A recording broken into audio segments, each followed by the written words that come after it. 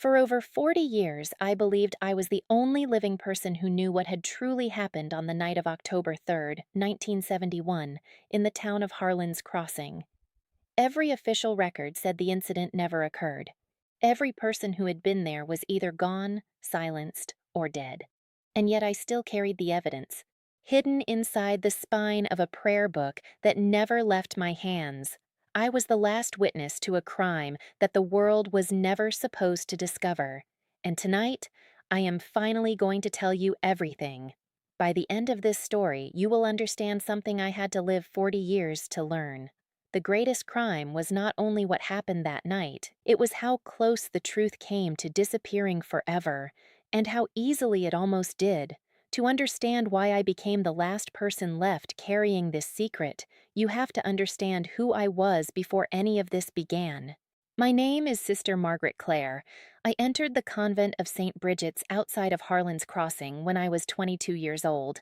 Not because I was running from anything, but because I genuinely believed that the most meaningful life I could offer was a quiet one, a life of service, of patience, of paying careful attention to the things that other people rushed past.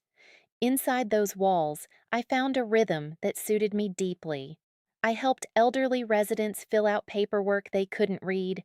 I delivered food parcels to families who wouldn't ask for help, and I preserved old parish documents. That was my particular task. Cataloging, repairing, and archiving records that dated back nearly 100 years. Births, deaths, land transfers, community letters.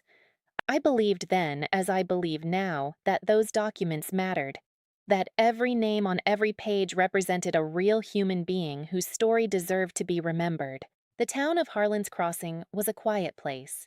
Dense forests pushed right up to the edge of town on three sides. There was a wide river to the east that flooded a little every spring.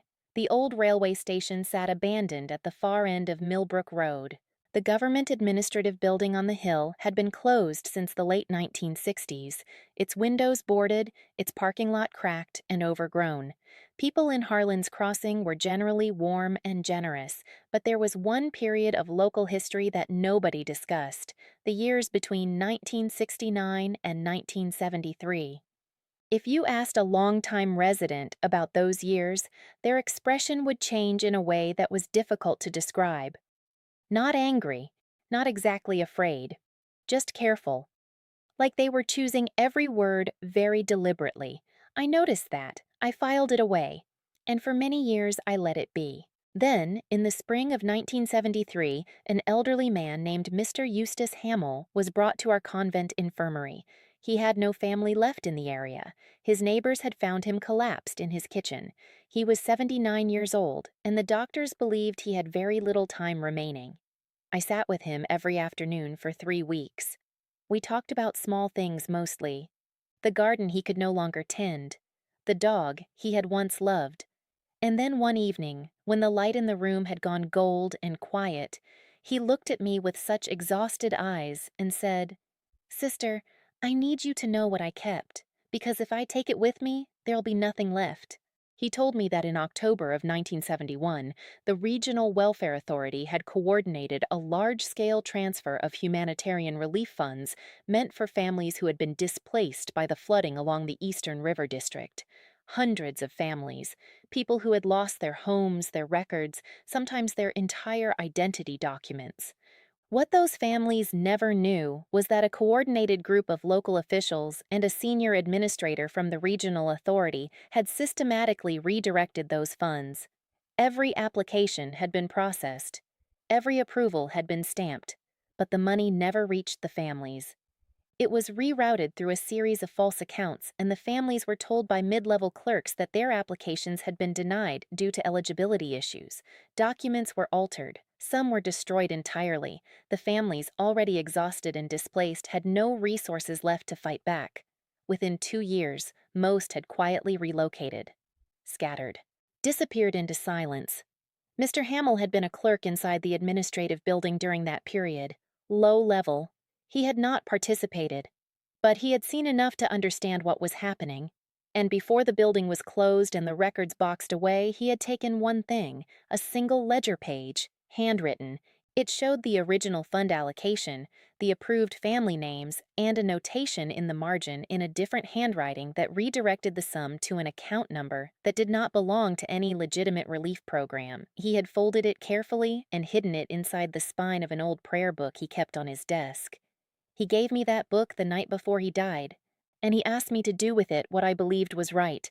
I want to be honest with you. For years, I did nothing, not because I didn't care, but because I didn't know who to trust. I brought it to one person, a regional historian named Dr. Aldous Fenn, who came to our town in 1978 doing research on local governance.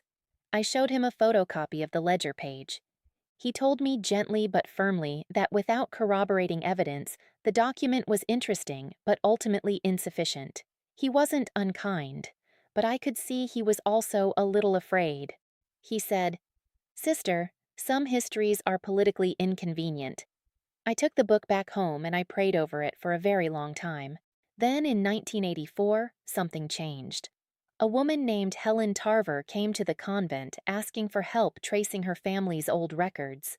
Her mother had been one of the displaced families from the Eastern District. She had spent years trying to understand why her family's relief application had been denied when neighbors said theirs had been approved. She was patient, methodical, and she had already gathered more than I expected.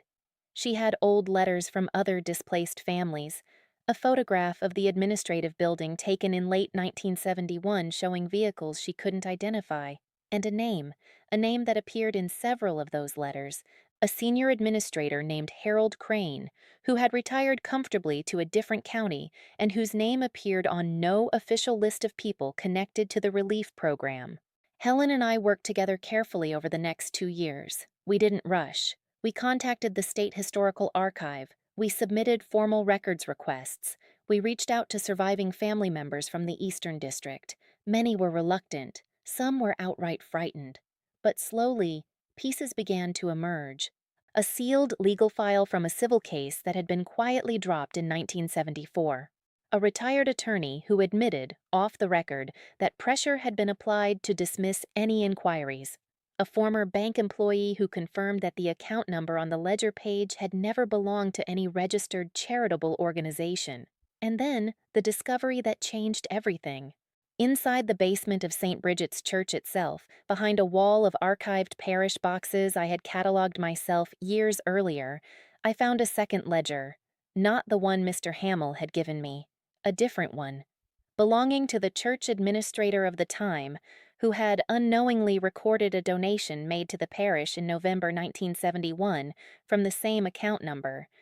A donation that had never been acknowledged publicly.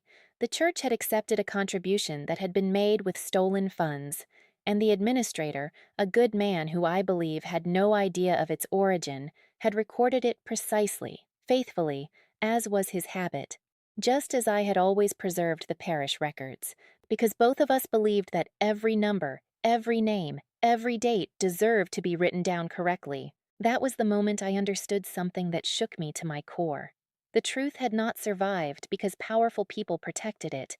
It had survived because ordinary people, a frightened clerk, a meticulous parish administrator, a grieving daughter, a quiet nun who couldn't bring herself to throw away a dead man's prayer book, had each unknowingly preserved one small fragment of it. And together, those fragments were enough. In 1987, Helen and I brought our compiled evidence to a legal advocacy organization working in historical land and welfare cases. It took 3 more years, but in 1990, a formal independent historical review was commissioned. The findings were made public. Harold Crane had died in 1982, but 2 living co-conspirators were identified through the documentation. One formal criminal referral was made. One civil acknowledgement of wrongful denial was issued to the surviving families on record. It was not a dramatic courtroom reckoning. It was quiet, methodical, legal, and real. The families who received those letters cried. Several of them wrote to me. One woman told me her mother had spent 30 years believing she had simply filled out the wrong form, that she had made some mistake, that her family's suffering had been their own fault, and learning the truth, even decades later, even when nothing material could be fully restored, gave her mother peace before she died. That is what I want you to understand. Silence can protect people for a season, but truth protects future generations forever. I kept that secret for a long time because I was careful, not cowardly. Because I needed to be certain that when the truth finally came out, it would come out with enough evidence to be undeniable. Not just my word, not just one ledger page, the whole weight of accumulated, careful, patient testimony. I still have the prayer book. I keep it on the small table beside my bed. Some nights I hold it and think about Mr. Hamill's eyes in the last hours before he died. The way he looked at me and said, "If you carry it honestly, it will find its way." He was right. It did. History is not preserved by powerful people alone. Sometimes it survives because one ordinary person refuses to forget what everyone else was told never happened. Now, I want to ask you something genuinely. If you had been in my position, holding that evidence, knowing the risks, knowing how easily the whole thing could collapse into nothing if you moved too soon, would you have kept the secret for decades the way I did? Or would you have revealed it much sooner, regardless of the risks? Tell me honestly in the comments below. I truly want to know. And if this story reminded you that truth can only survive when ordinary people choose to protect it, please share it. Share it with someone who still believes that one quiet, careful person can make a difference. Because they can. I know they can. I lived it.